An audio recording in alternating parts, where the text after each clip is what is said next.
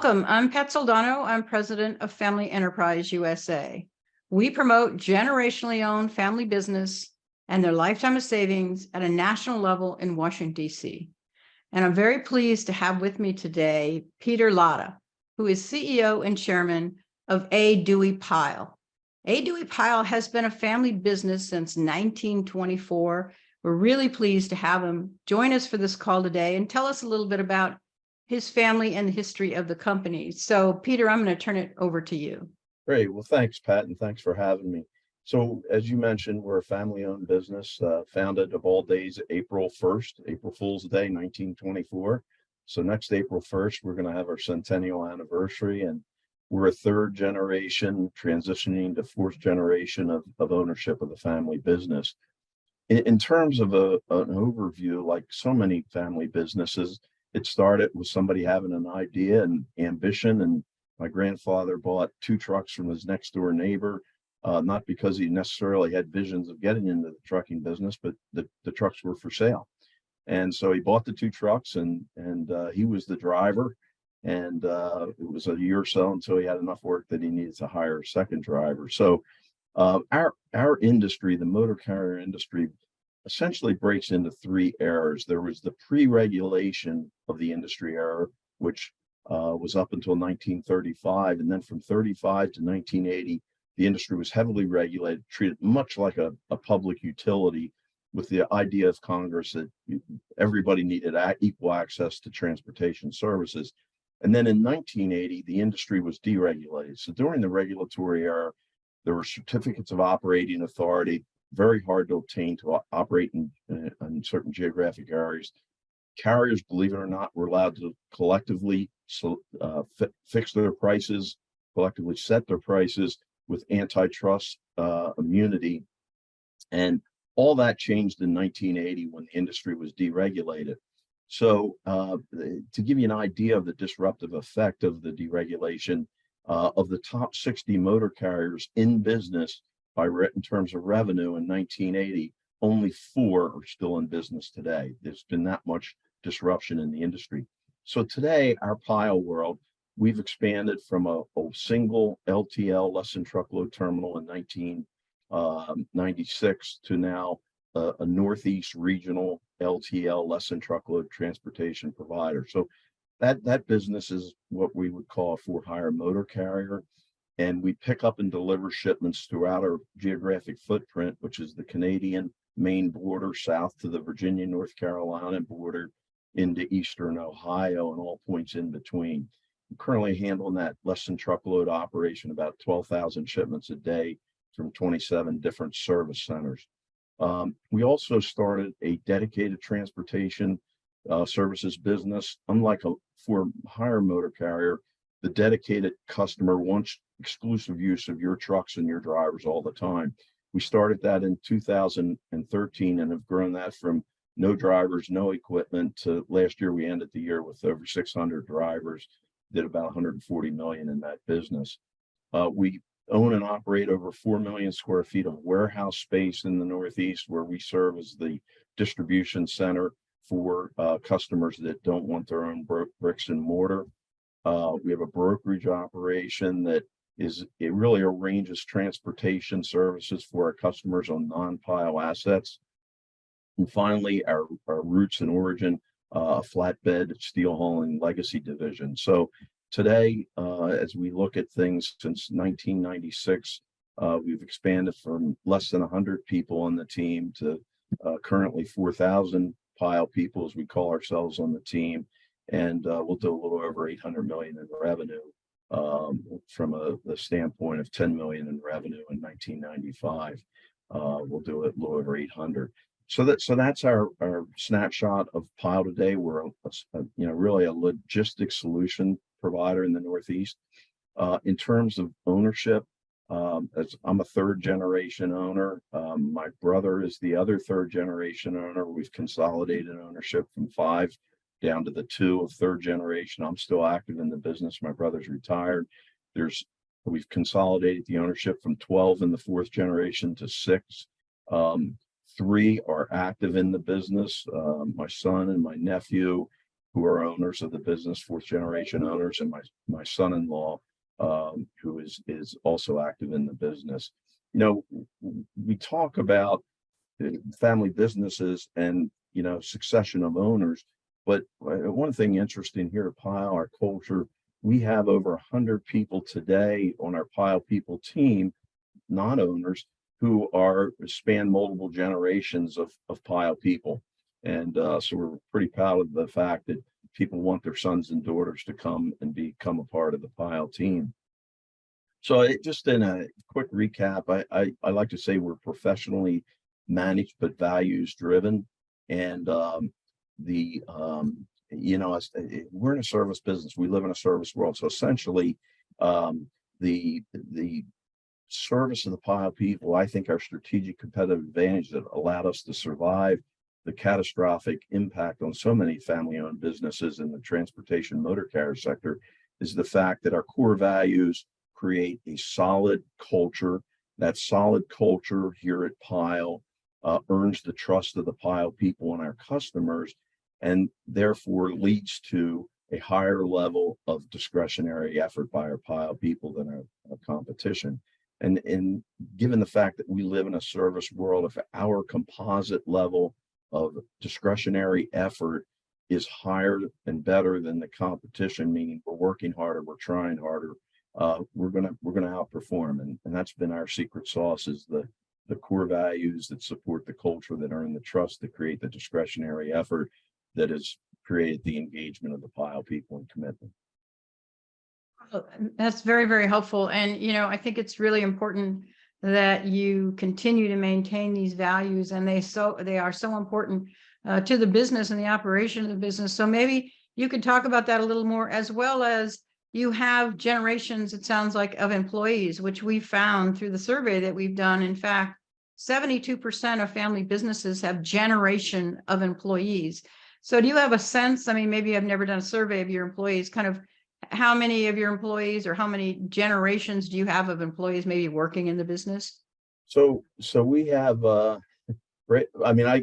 we just did an article in our Pyle Press, which is a publication that's mailed to the home 3 or 4 times a year. And my son wrote an article about the spanning of Pyle people amongst cross generations. So, I mean, we had 3 generations currently.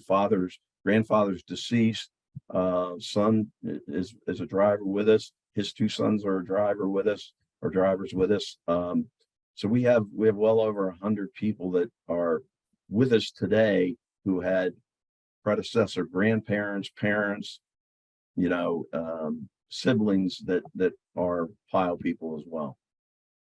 That's really, really interesting. And again, we find that unique to family businesses, because as we know, family businesses support not only their family and their employees, of course, and also their community. So I wanted to talk to you a little bit about the regulation that you mentioned earlier. Very regulated, as you talked about the history of regulations in the transportation industry. Where is it today? I mean, are there regulations, legislation that has happened that are making your life much more difficult? And I guess more importantly, is there something that Congress can help you do as an industry that would make your life easier? Well, there is, and you know, regulations get passed and they outlive their useful time. And I'll give you a really good example here in Pennsylvania. In 2014, something called the spotted lanternfly was introduced in Berks County, which is an adjacent county to Chester County, and it became a bit of the rage.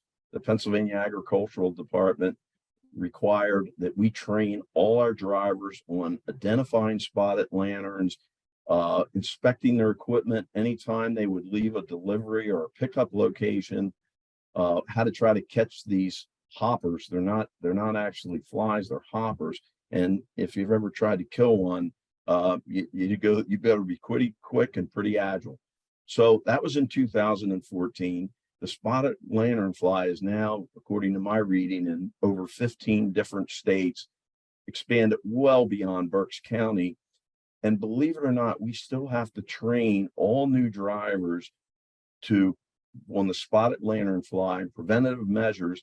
And this week, ironically, we have the Department of Agriculture coming in to audit us on our compliance with spotted lanternfly engagement.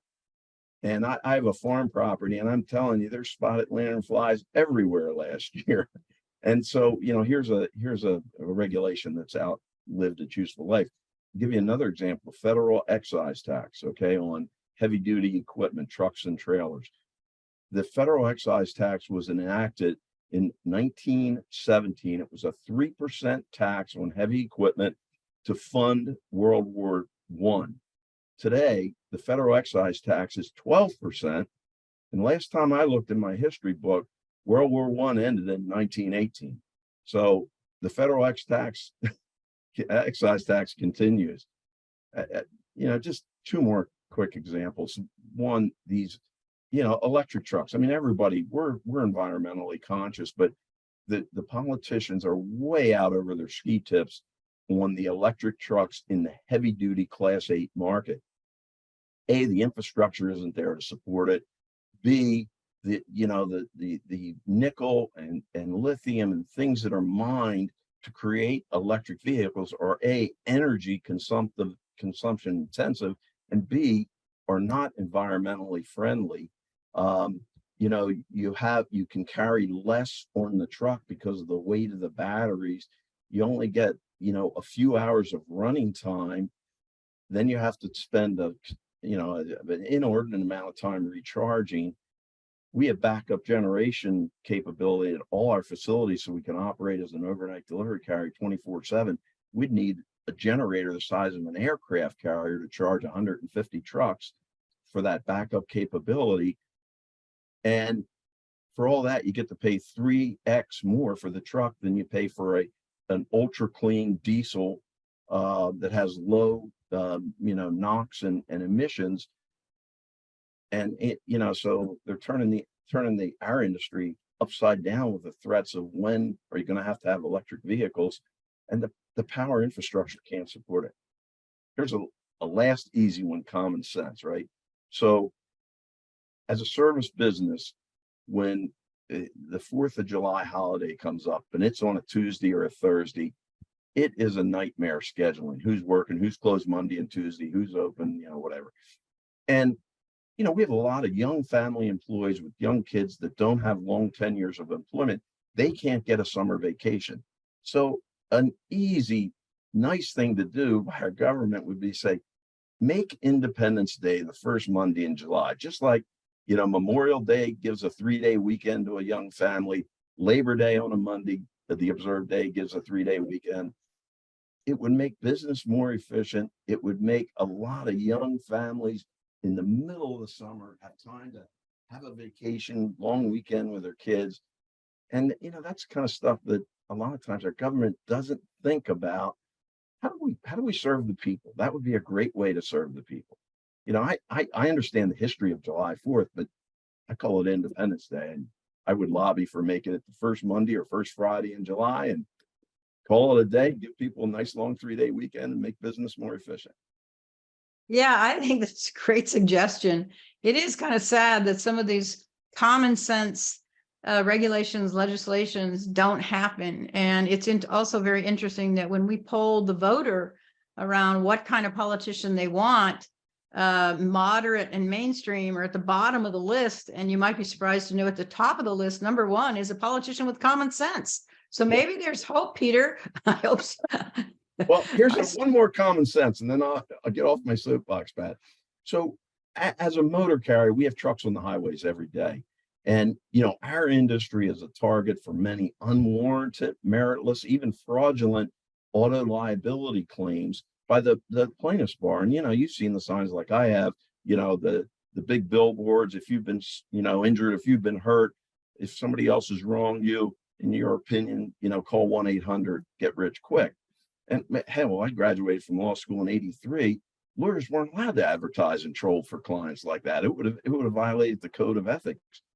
So the combination of a very tight excess liability market that reduces available excess insurance limits, raises the cost significantly, really puts motor carriers, family-owned motor carriers, all motor carriers at a high risk where you don't have the insurance and you get one of these nuclear verdicts. There was a public trucking company that got a nuclear verdict, $90 million. Their driver was in Texas under good speed control in snowy conditions, icy conditions. Motors came across the lane, hit the truck head on, and the jury found that that truck should not have been on the road and awarded $90 million judgment to the plaintiff's counsel. And what about the car that was on the road that came across and hit the truck head on in the other lane? But the common sense, back to the common sense, simple solution. Real judicial reform could be achieved easily if there weren't so many lawyers in Congress by simply eliminating the contingent fees that bear absolutely no economic rationale to the legal costs incurred to bring that case forward, and letting the loser pay the winner's legal cost. And, I mean, think about it for a second. Teachers. We would never stand for teachers being paid 35% of the student's lifetime earnings, yet we allow plaintiffs' lawyers to do that every day. And, with those two common sense reforms, we'd have a lot less need for judges because all that unnecessary litigation nonsense would be gone. And secondly, a lot less tax dollars would be consumed by the American judicial system. So, again, I know I live in a wacky world, but there's common sense reform that would stop abuse and help business. Yeah, and I think the further point there is if some of these common sense reforms would actually happen, legislation, regulation, it would make the company more profitable. And the good news about that is if there's more profit, there's more money to give to the community. And we have learned that the more profitable family businesses are, the more they give. And we've also learned that 80% of them support their local communities, and even some of those national at a local level, but they give local. So let's talk about that a little bit in terms of your company and how you support the philanthropic community, the giving that you do, the services that the company does, those kinds of things. Sure, Pat. So first and foremost, we believe that being a good, responsible corporate citizen in your community is the biggest contribution you can make. Where we're in 14 different Northeast states with either our less than truckload service centers, our dedicated transportation hubs, our warehouses. And by creating good, sustainable jobs that are good pay and good benefit, that benefits the local communities that we're in and provides a good, stable employment opportunity for our people that live in those communities to be volunteer firemen, to be scout troop leaders, to participate and support the little leagues, the activities that take kids off the street and give them constructive development opportunities. The other thing, we're supporters of, we try not to plow a mile wide and an inch deep. The charitable hospitals. We like to support the volunteer fire companies. Here you have people that are working during the day or night that make themselves available to help others, either on ambulance calls or volunteer fire companies. So we like to support those kind of things. The other thing we try to do, we believe in hire for attitude, train for skills. So we have commercial drivers, licensed qualified drivers. The market is tight. Fleet technicians, the market is tight. So we have a development program to invest in our people. So people will start in our loading docks or warehouses. They'll progress and be trained to drive a non-commercial license required truck. We call it our ES Express Solutions. And then from there, after 6 months or 10 months, they'll go into our TDA Truck Driving Academy.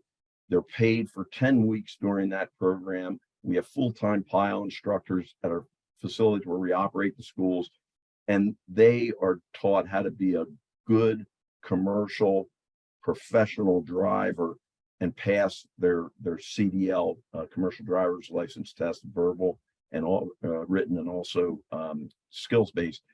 And so there we're, adding skill-based people into the community. We also have a very active leadership development program that we hire recent college graduates, former military retired people, and also Pyle people that are with us today in a different capacity that have ambition and ability to advance. We just started we do 2 LDP, we call leadership development classes. Year 18 started on Monday. It's a 6-month program, and then they'll go into an assignment in Pyle. So we believe, Pat, that that's investing in the community by raising the skill set and allowing people opportunity to make more money and to provide more secure livings and for their families. Well, that's very, very helpful. And I think it is very important that you really work hard to engage all of the community and in the nation, for that matter, in the states that you work, to build more of a Pyle team, to really promote more jobs, promote career achievement, as well as give to so much of the not-for-profit community as well. So, Peter, really appreciate your time today. Is there any final words that you'd like to say? No, I think, family businesses are the backbone of America. And, I think a big difference in family business, I like to say, unlike many public companies, we don't manage for the financial quarter-to-quarter outlook. Our decisions aren't quarterly driven, they're lifetime driven, because we're in it for the long term. And I think it's great to have an organization like yours, ours, that is, really promoting the benefits that family business bring to America, bring to our local communities, and really are that source of good sustainability and opportunity for people. And we love doing business with family businesses because we know they really take a long-term view, and you can connect as family-owned businesses to some of the things that are priorities for family-owned businesses. So you need the publics, you need the private equities, you need the family businesses, and we're glad that the Family Enterprise USA is there to help support family businesses in America. Well, again, thanks, Peter. I really appreciate your kind remarks.